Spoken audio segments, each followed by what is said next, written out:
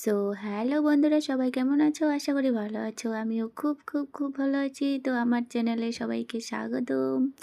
সবাই দেখবে, ভালো লাগলে অবশ্যই পাশে থাকবে। তো নতুন একটি ব্লগ নিয়ে চলে এলাম। এই ব্লগটি হলো শাশুড়ি মাকে নিয়ে। তো সকাল সকাল সব কিছু কাজ সেরে খাওয়াতে বসে গেছি শাশুড়ি মাকে। তো খাওয়াচ্ছি, শাশুড়ি মাকে দেখতেই পাচ্ছ, অনেক বয়স্ক, কিছু করতে পারে না। শুধু উঠিয়ে দিয়ে বসিয়ে দিলে বসেই থাকতে পারে, ব্যাস, আর কিছুই করতে পারে না।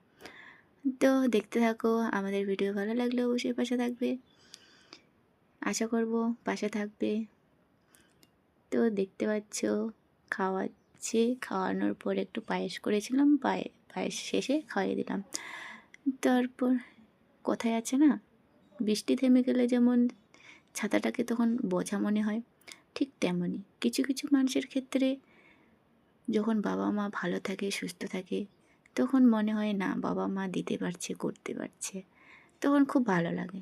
কিন্তু যখন বয়স্ক অচল হয়ে যায়, তখন সেই আসল মানুষগুলোকে চেনা যায়, যে কে কেমন মনের মানুষ।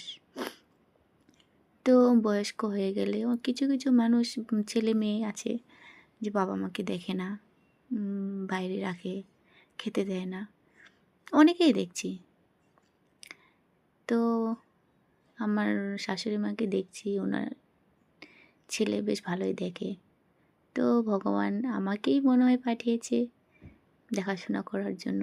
মাঝে মাঝে মনে হয় কিছু করার নেই, দেখতে হবে, পড়ে গেছি আমি। তো ভগবানের কাছে এটাই চাইবো, যাতে ভালোভাবে দেখাশোনা করতে পারি। হ্যাঁ, মাঝে মাঝে রাগ হয়, বকা দিই, প্রচুর বকা দিই, কিছু করার নেই, উনিও শোনেন।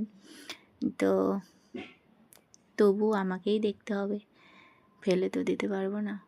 তো ভগবানের কাছে এটাই বলবো, সেই মানসিকতাটা যেন আমার থাকে, আমি যেন দেখতে পারি, ভালোভাবে দেখাশোনা করতে পারি।